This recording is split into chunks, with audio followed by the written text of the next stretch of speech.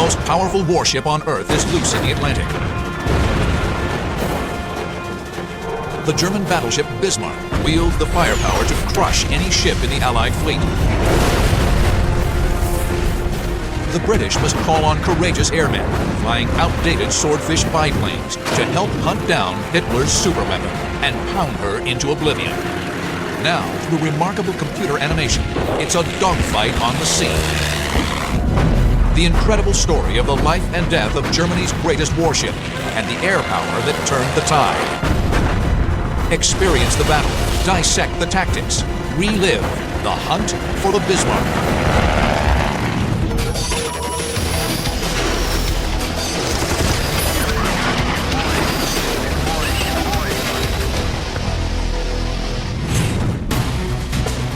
May 24th, 1941, dawn. Two lethal German warships race through the frigid waters of the North Atlantic. The heavy cruiser Prinz Eugen leads the formation. Behind her looms a fortress of guns and steel, battleship Bismarck. Bismarck, the largest warship afloat, is on her maiden voyage, a top-secret mission, codenamed Exercise Rhine. The Germans plan: steal into the Atlantic undetected and attack Allied convoys. Convoys are absolutely vital. These are Britain's lifeline. Without them, Britain will fall. If a ship like the Bismarck finds a convoy, none of the escorts that the convoy has are big enough to take her on. Karl Lindemann is captain of the great battleship. But the mission is so important, a battle-tested veteran, Fleet Admiral Günther Lütjens, commands from the bridge. Heinrich Kundt is a 24-year-old machinist's mate. Indirekt war auf der Bismarck dann eine. On Bismarck, we eagerly anticipated the mission. We knew Bismarck was the most powerful battleship afloat. But we also knew the British outnumbered us, and wondered as we put to sea, what will happen? Im Atlantik dran gedacht. Unknown to the Germans, 30 miles to the southeast, two British ships steer an intercept course at full speed. The battleship Prince of Wales and the pride of the British Navy, HMS Hood. Admiral Lancelot Holland commands the operation from Hood. Ted Briggs is an 18-year-old signalman. Hood's reputation was fantastic. She was the be-all and end-all as far as we were concerned. Without a doubt, she was the most famous warship of any kind, of any country.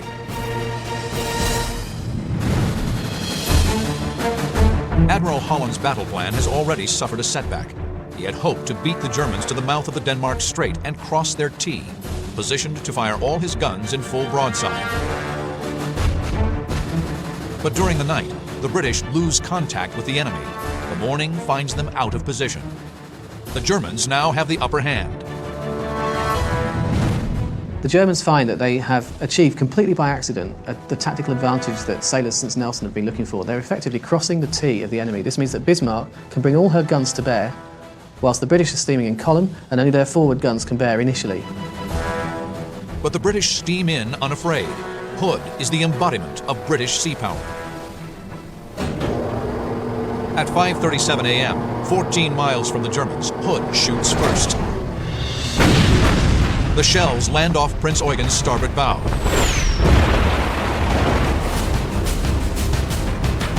A salvo from Prince of Wales quickly follows. The British shells miss their mark.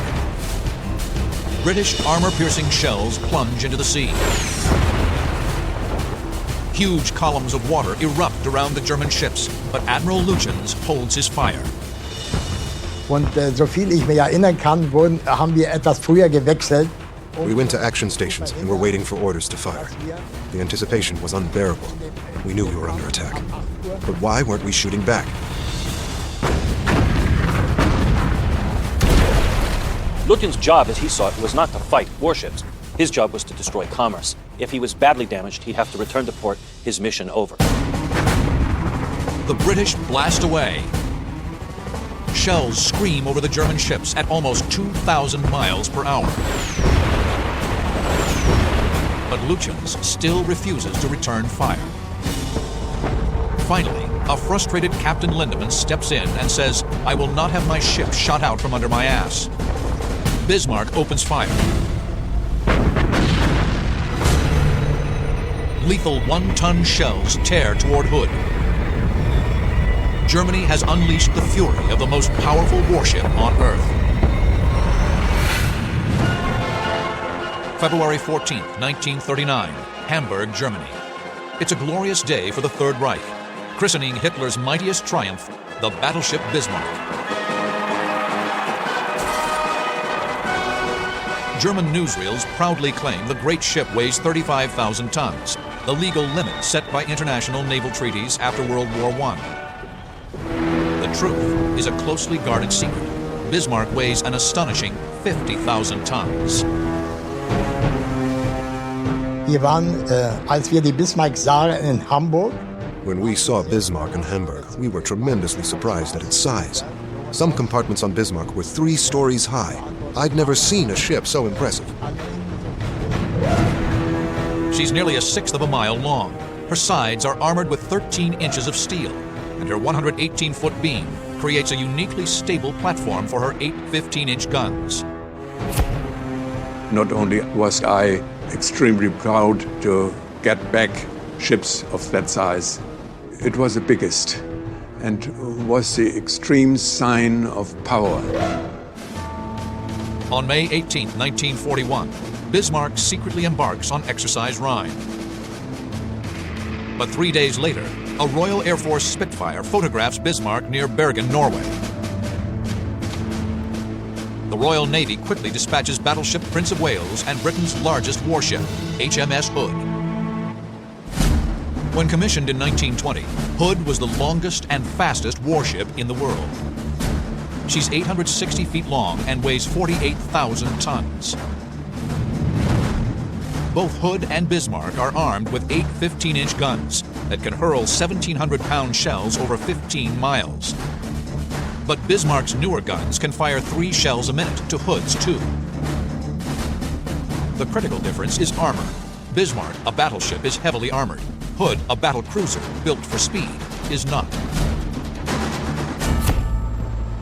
They were designed to hunt down and sink enemy cruisers. They were never designed to stand up in a line of battle against battleships. The armor on Hood's deck is no more than 3 inches thick. Shells dropping from a steep angle, called plunging fire, can easily punch through and explode inside. She was always intended to go in for a full refit, to have the deck armor fortified. But unfortunately, war was declared and she couldn't be spared. Now, on May 24, 1941, Hood and Bismarck opened fire.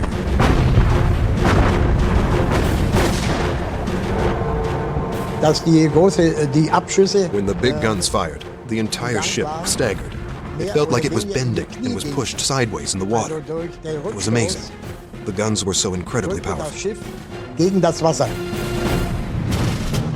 Hood and Prince of Wales are here. Bismarck and Prinz Eugen are here, 13 miles away. Knowing the threat of plunging fire to Hood, the British race in, trying to get close enough to force the German gunners to fire at a flat trajectory. The shells will hopefully strike Hood's 12-inch hull armor rather than the thin deck. Bismarck's first salvo barely misses, exploding just off Hood's starboard bow. Bismarck fires again. The German gunners zero in with deadly efficiency.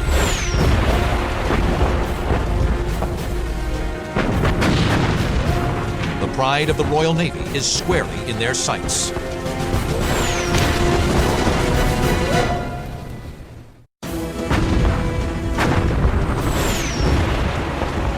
May 24th, 1941.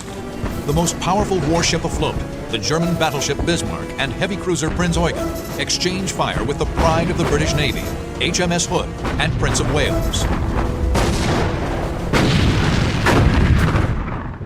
Bismarck and Prinz Eugen are here, northwest of Hood and Prince of Wales.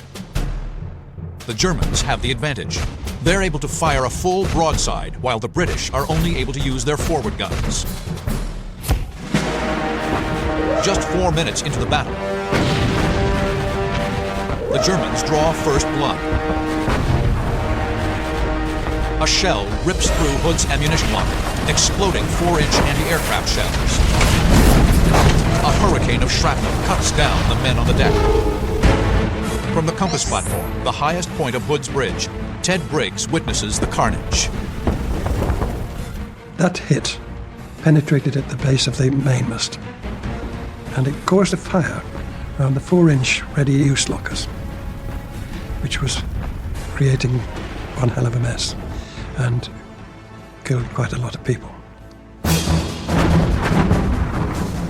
Another shell strikes Hood close to her main tower. The situation is desperate.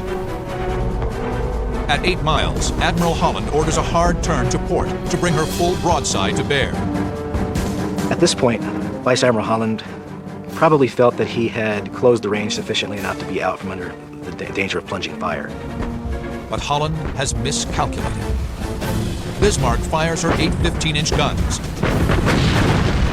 Her rangefinders locked on Hood. Ja, dann ist nur, haben wir ja die Abschüsse gemerkt. The enormous blasts rocked the ship back into the water due to the recoil. Abschüsse in die, der Rückstoß. We knew if the shells hit their target, there would be tremendous damage.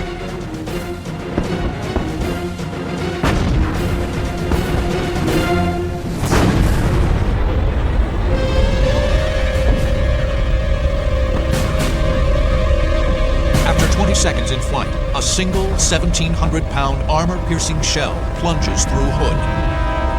Dead center. The armor-piercing shell penetrates deep into the bowels of the ship. The powder in a main magazine ignites. British crewmen on Prince of Wales watch in muted horror as a geyser of flames spews from Hood's ruptured deck. This massive amount of powder in that magazine did something we call deflagration. It's like a giant Roman candle burning in an enclosed space. Then, a huge explosion buckles the hull, twisting and shearing the mighty ship in half.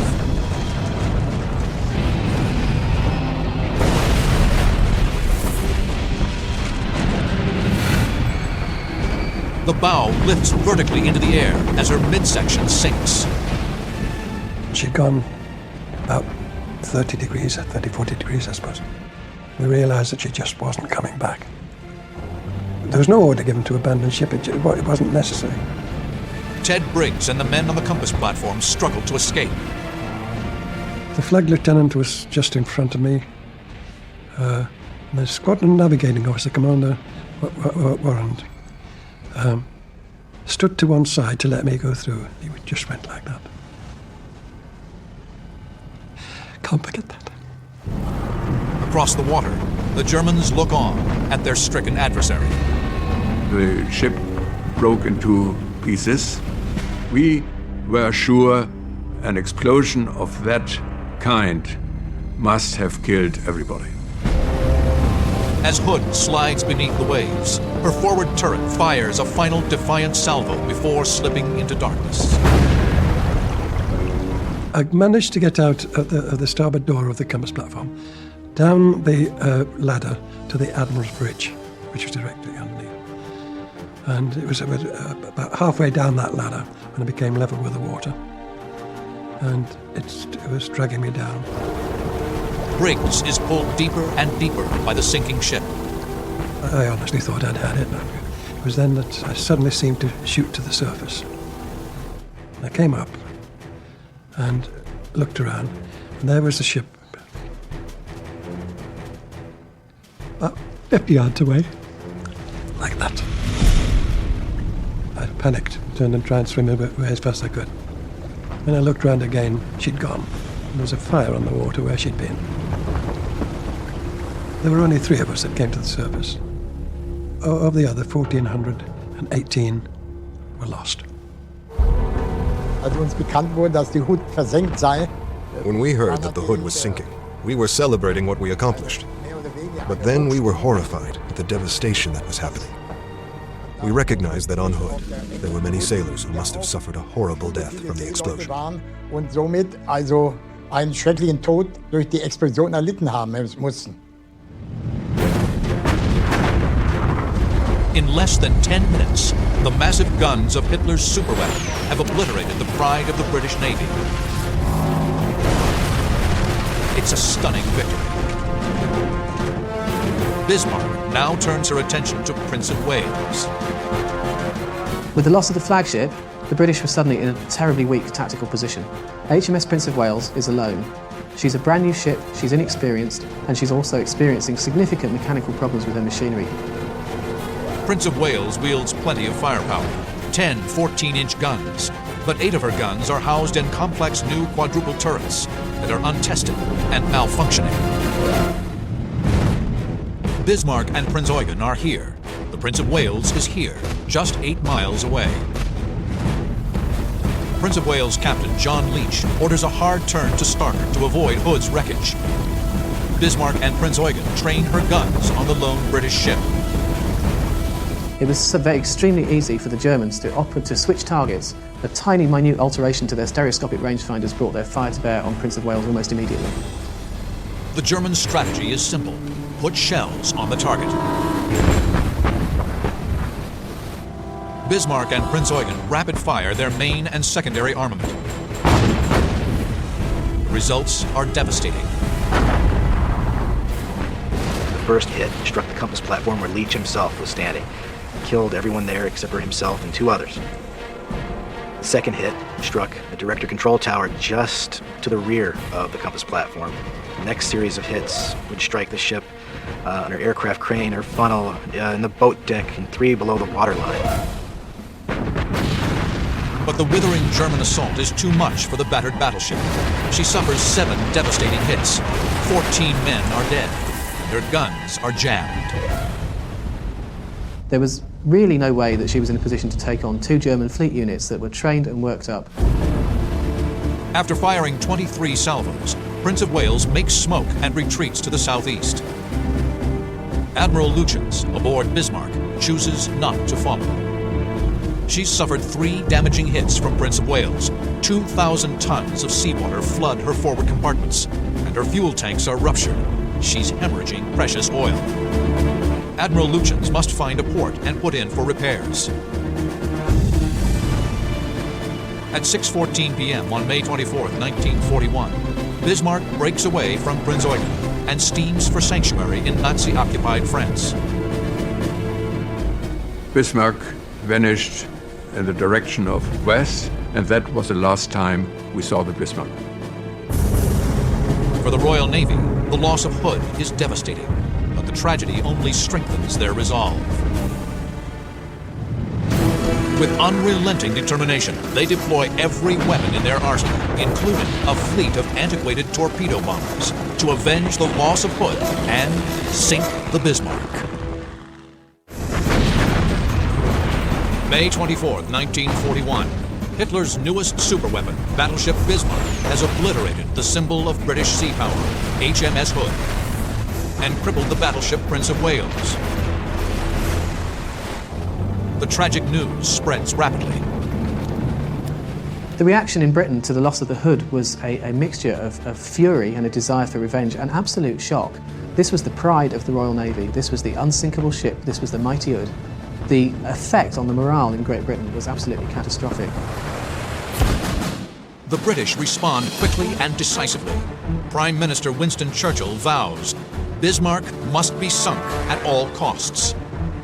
We all wanted to revenge the Hood, there's no doubt about it. Every ship in the Navy, the smallest ship, the biggest ship in the Navy, wanted to revenge the Hood. And that's what we sent out to do. Within hours after Hood's sinking, nearly every warship in the North Atlantic is sent to reinforce Fleet Admiral John Tovey's command. Bismarck is now 2,000 miles from France. The wounded Prince of Wales shadows Bismarck with the cruisers Norfolk and Suffolk.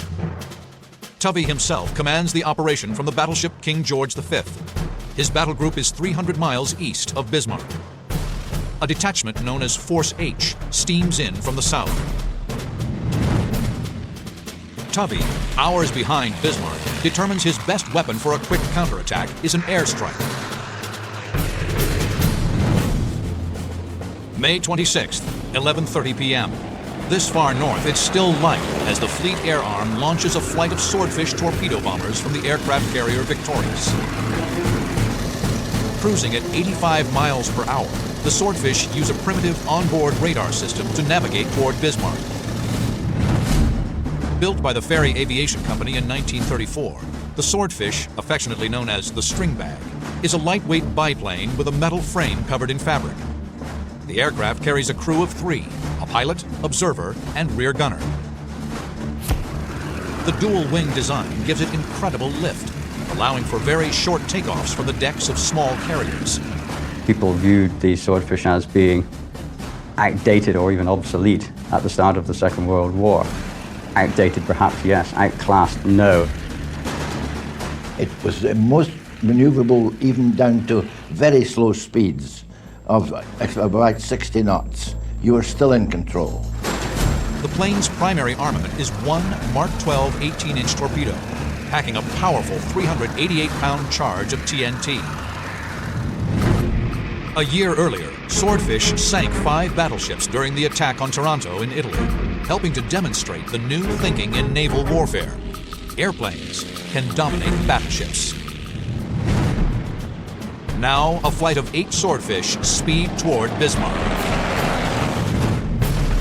They break into 3 attack groups.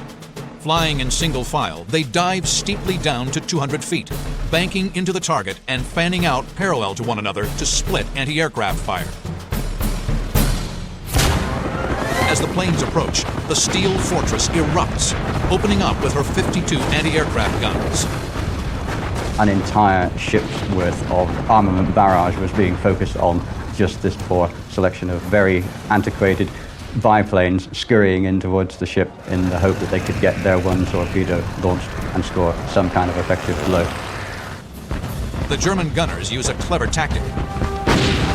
They fire Bismarck's main armament into the sea, creating massive walls of water in front of the tiny biplanes. The courageous Swordfish pilots press their attack, dropping to just 60 feet above the waves. They're flying so low and slow, Bismarck is unable to train her guns. The Swordfish pilots punch the torpedo release button on their throttles. Mark 12 torpedoes accelerate to 40 knots and close on the battleship. Dass uns britische Torpedoflugzeuge angreifen. British torpedo planes started to attack us. Our captain ordered many quick, violent turns to dodge the torpedoes. Bismarck evades the first wave. Then, a Swordfish piloted by Lieutenant Percy Jick, with air gunner Les Sayer and navigator V.K. Norfolk, sweeps in and fires.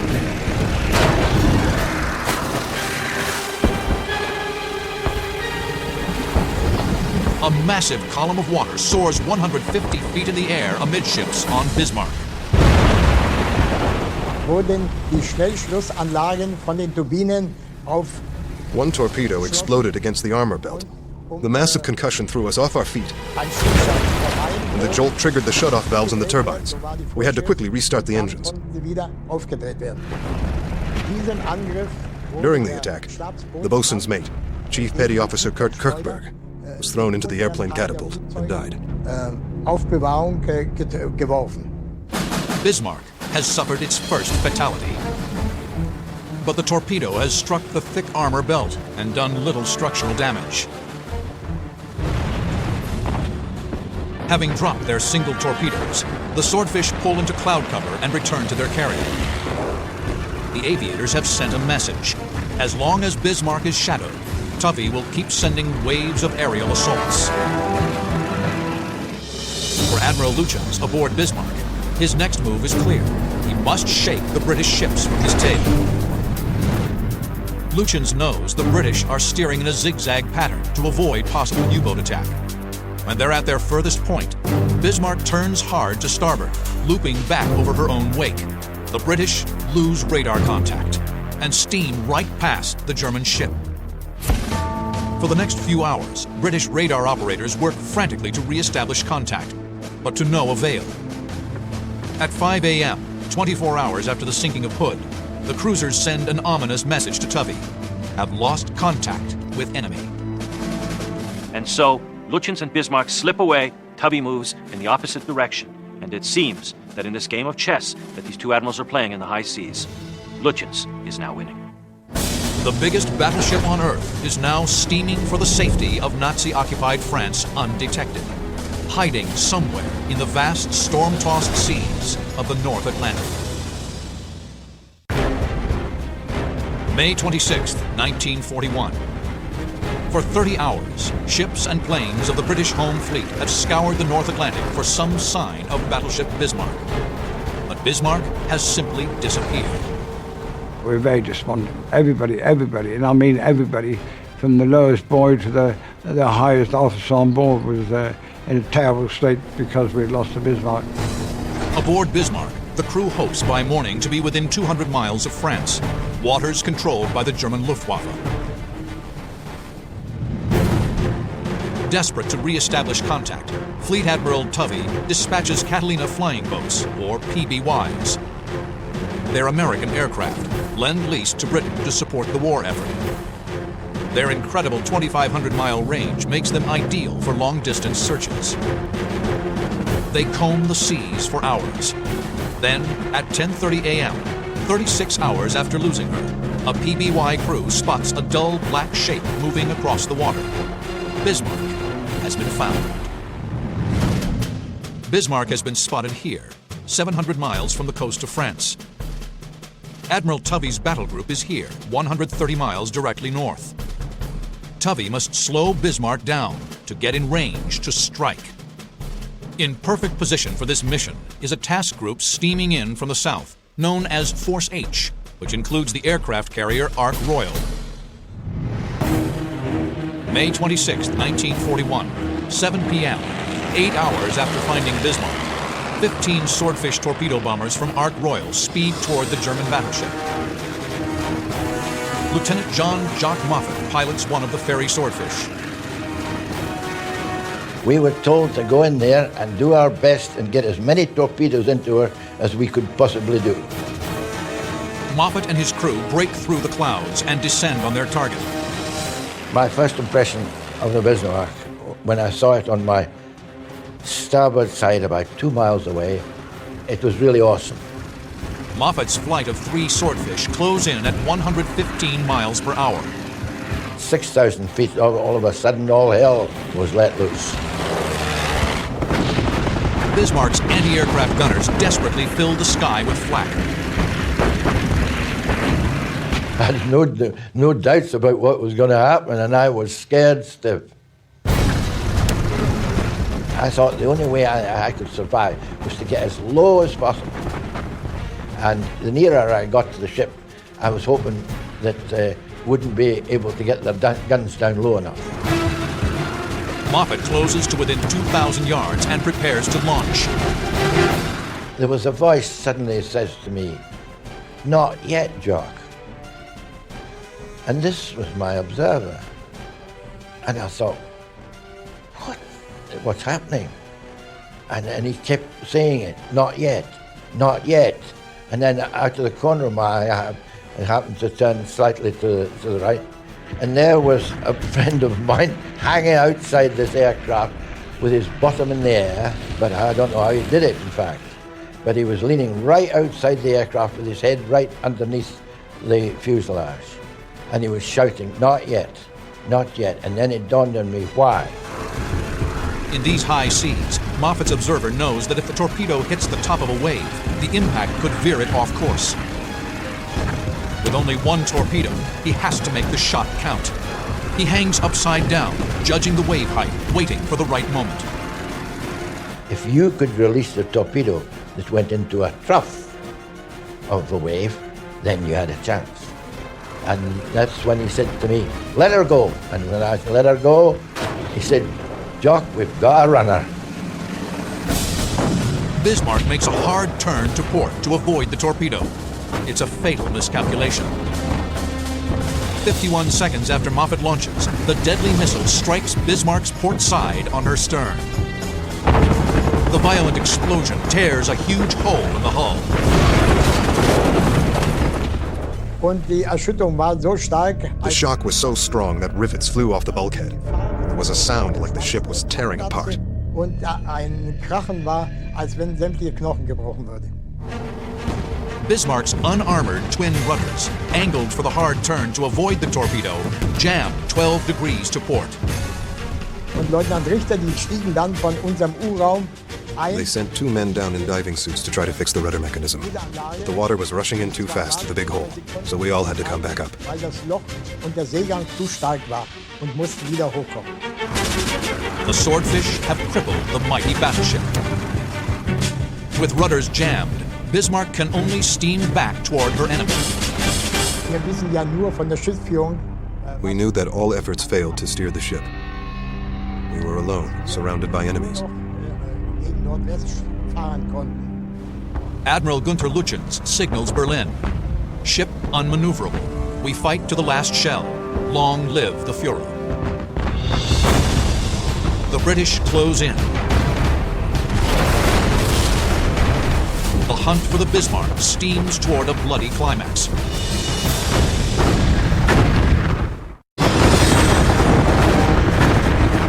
May 27, 1941. Battleship Bismarck, crippled by courageous Swordfish pilots, steams helplessly toward the waiting guns of her enemies.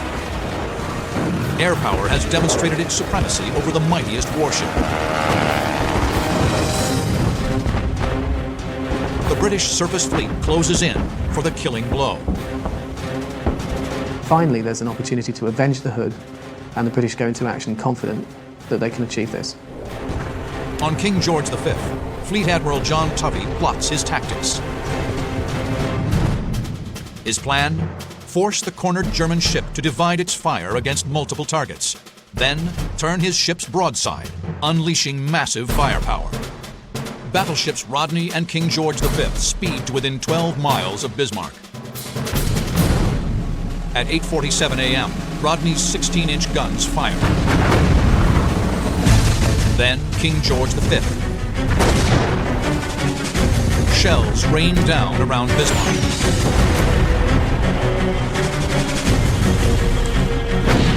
The British crew stuff cotton in their ears to deaden the sound.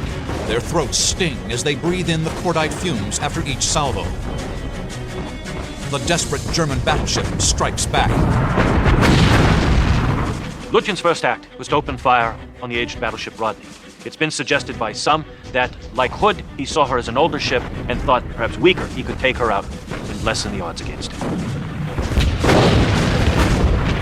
Both sides miss their targets.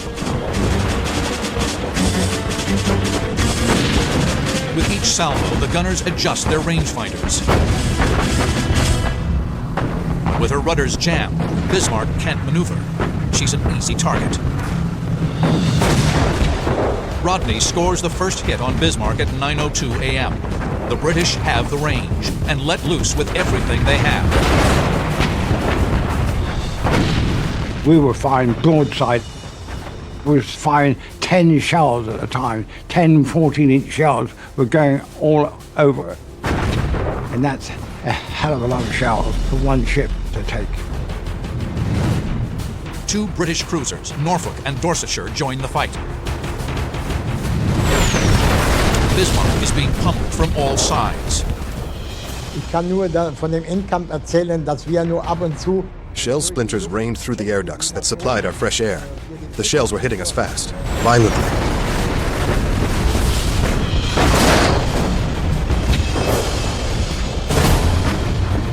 Then, King George V's 14-inch guns make a critical hit. in dem Moment ging eine Granate. A shell hit the gunnery control and also the main battery. The men screamed because of all the sulfur steam. It scalded them terribly. Bismarck is now a slaughterhouse. The huge dreadnought fires a final salvo, but at 9:31 a.m., her mighty guns fall silent. Wurde dann von der Schiffsführung durchgegeben. As Bismarck's guns stopped, shells were hitting everywhere. Pieces of the ship were blasted away. Sprengen sollten und dann das Schiff verlassen sollte. Das Schiff wird versenkt. In the end, it was pitiful to see, really, because we knew she wasn't firing anymore. Tovey's warships fire over 2,800 shells. 100 hits reduced Bismarck to a ravaged steel inferno. But the great battleship, her flag still flying, remains afloat. At 10:21, Tubby ceases fire. The cruiser Dorsetshire moves in to sink Bismarck with torpedoes. But the commanding officers left on Bismarck have other plans. Turbinenräume und die mussten. They announced over the PA that we should set scuttling charges and open the sea valves. We were going to sink her ourselves and abandon ship. Die ungefähr 1 Meter Durchmesser hatten, angebracht werden. Before the scuttling charges take effect, the Dorsetshire fires 3 21-inch torpedoes into Bismarck. At 10:39 a.m., Bismarck sinks by the stern into a watery grave. During the fight, Swordfish flew in but couldn't make attack runs in the fury of the surface battle. Now, Jock Moffat flies above the carnage. I was witness to a scene which haunted me for many days. All those hundreds of poor sailors bobbing up and down in gale waters is not a pretty sight. And when we got back to the ship, there was no euphoria because we thought to ourselves, they're sailors, we're sailors, and they're by the grace of God. Out of Bismarck's crew of 2,092, only 115 survive. Among the dead are Admiral Lutyens and Captain Lindemann. Bismarck's only combat mission lasted just 215 hours. She proved a formidable enemy against surface ships. But ultimately, courageous British pilots in antiquated biplanes proved that dreadnoughts were vulnerable to air power. It was the death knell of the battleship. Though U-boats would continue to attack convoys, Hitler never again allowed the German surface navy into the North Atlantic. The tragic fate of the giant Bismarck was proof that the sea was now controlled from the sky.